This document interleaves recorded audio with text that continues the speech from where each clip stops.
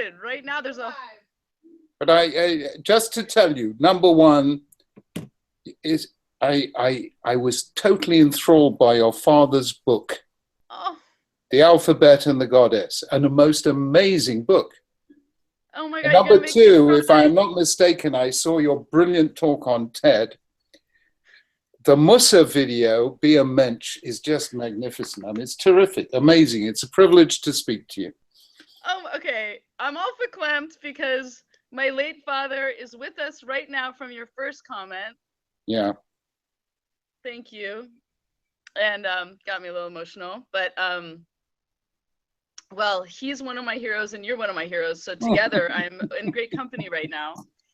And secondly, I'm so glad you loved the Mensch film. I loved your film about what is a Jew? Why am I a Jew? I thought it was brilliant. And we were both on Krista Tippett's show.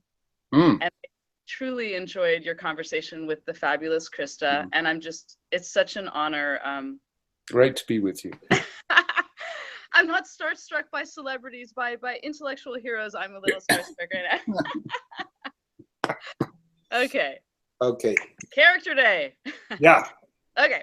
So first of all, everyone tuning in, we have over 90,000 events happening right now in 121 countries that are all screening our films on character development.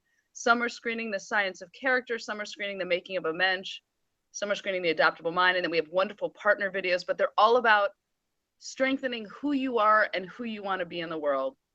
And you are such an example of a mensch. But I would love your definition of what is a mensch. How would you define that? A mensch is somebody who sees a trace of God in the face of everyone he or she is, who searches for that trace and relates to it. And that's the religious definition of a mensch. The non-religious definition of a mensch is someone, well, I think somebody said it on your film, somebody who does the right thing even when no one's watching. Now that's a good definition for me. That's a beautiful definition. Yeah. And have you, obviously you saw in Making of a Mensch that I did not know about Musar or Musar, however you pronounce. I think that's a terrible indictment of us, Tiffany, because it's really bad.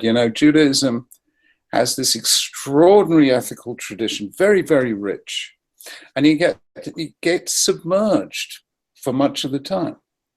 One of the first things I did when I became chief rabbi in 1991 was to set up the Jewish Association of Business Ethics.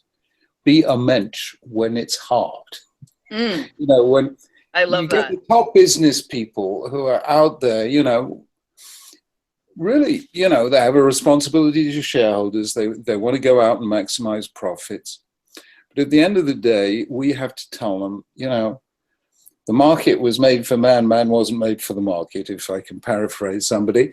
And so that you have to be a mensch, there's no mensch-free zone, you know what I mean? I love that. One of the goals actually with this film is, I think that mensch needs to be reclaimed for women too, because when I was growing up, the term mensch was used a lot for just men. And of course, being a mensch and being a good person is for everybody.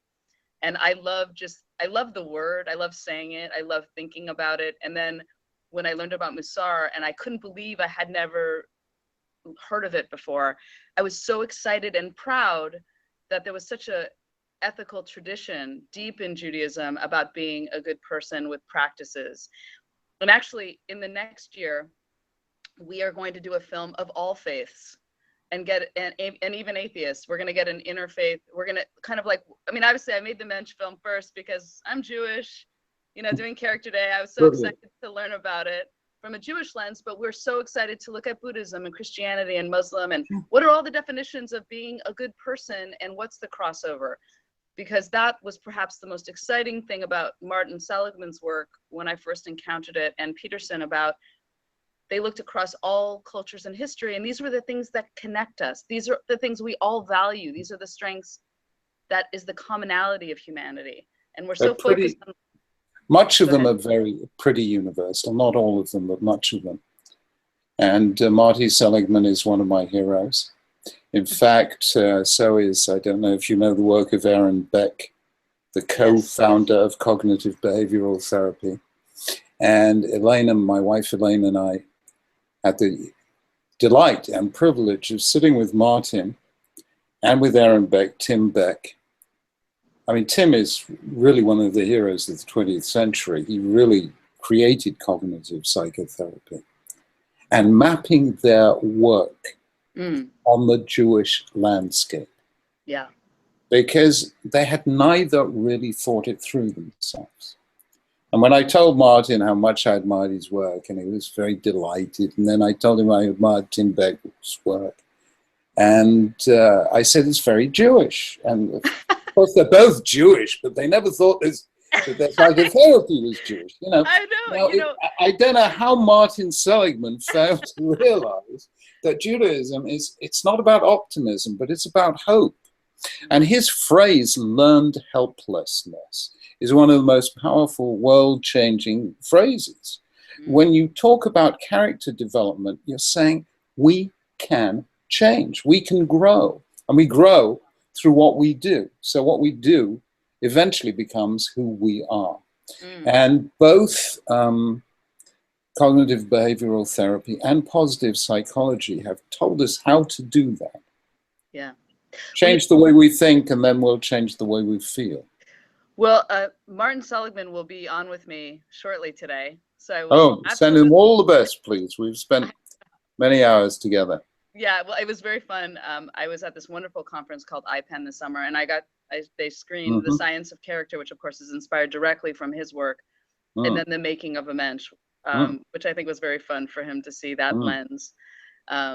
So, and you know, it's an interesting time right now because we're right before high holidays where we're thinking a lot about who we are and who we want to be in the world. So it's exciting to do this thinking and development right before this period of time. And I think, but what's been interesting to me, and I'd love your thoughts on this, and we think a lot of it at my film studio here, why do you think that there's been such a resurgence of interest and focus and attention on character education right now? I mean, there are really two reasons. Okay. Number one, we lost sight of character. And the West came to believe that you don't need character so long as you have regulatory systems. So, for instance, George Soros explained to me once, and he's written it in his book, that the most important thing he had to do as an investment manager was establish his character. It took him 2 years for people to know, who is this man? Can we trust him? So everything was about character when he was beginning. Now he says, it's all transactional. You don't need to know the other guy's character. You get your lawyers to work out a fail-safe contract. We had something in Britain, and I think you had it in America, called the Great Crash of 2007, 2008. How did that happen? I mean, how did these subprime mortgages and leverage risk and so on, how on earth did it happen? You had regulatory authorities. So the guys putting forward these very complicated financial instruments were not saying, I have to think about, is this a menschy kind of thing to do? Because that's somebody else's job. Let the federal, whatever it is, Financial Services Authority look after it. So we delegated away the virtues to people who would look after that business for us. And we suddenly realized you can't do that. And a free market economy depends on virtues that are not created by free market economies. That's a brilliant point. Right? That's a great point, yes. So all of a sudden now we realize that regulation will never work. And one reason why regulation never works is because the salaries of the regulators are always lower than the salaries of those who are employed to find a way around the regulators. Mm. So never bet on regulation winning, because it will always lose. And therefore, people are beginning to realize you need business ethics, you need character, you need Menschlichkeit. Honor your word. Make sure the other guy benefits. You turn everything into a win-win as far as you can. Care about your customers, care about your good name. And that is one reason why it's coming back. The other reason it's coming back is that most people in most ages have left this life with the world roughly similar to how it was when they were born. Our world is changing faster than ever before and at an ever accelerating pace. People can get used to poverty, hunger, disease. There's one thing they can't get used to: constant change. Sorry. Oh, no, there was a great quote that I read of yours in your book, and it said, when the world out there is changing faster than the world in here, in our mental and emotional responses, our environment becomes bewildering and threatening. Yeah. So it seems like what you're saying is the speed at which the outside world, our inner work, we have not focused enough to match the acceleration in daily life. So we're venturing on uncharted territory. There's no GPS system for the future. And when you lack a map, you have to have a compass. So it is only people of strong character who will survive a world of constant change. Beautiful. I mean, I don't know a better thing for us to end on. I want to talk to you all day. We're going to have Shabbat together. I'm determined. Either in England. Where are you? I'm in San Francisco. Do you ever San Francisco? Oh, consider it done. When are we next in San Francisco? Listen, literally. We'll come to San Francisco, or you come to London, or we'll meet in the middle. I make we got a deal. Challah with my daughters, and my husband makes a great roast chicken, and we would love to have you over, or I'll come see you in England. And I wanted.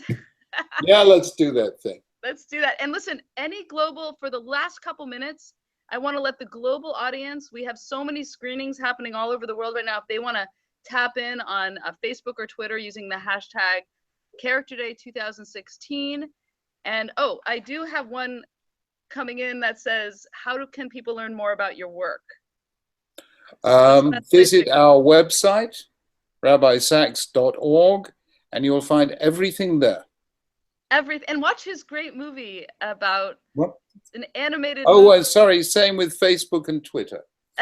Rabbi Sachs, all one word, Sachs with a K, not with an H. Okay. Yeah. Such an honor and privilege to talk to you. Well, we are going to get together personally and have a great time. We'll talk the whole of Shabbos, 100%. Oh, I love Shana Tova. It should be a great year for you, and bless you for all you're doing. Thank you so much. Be well.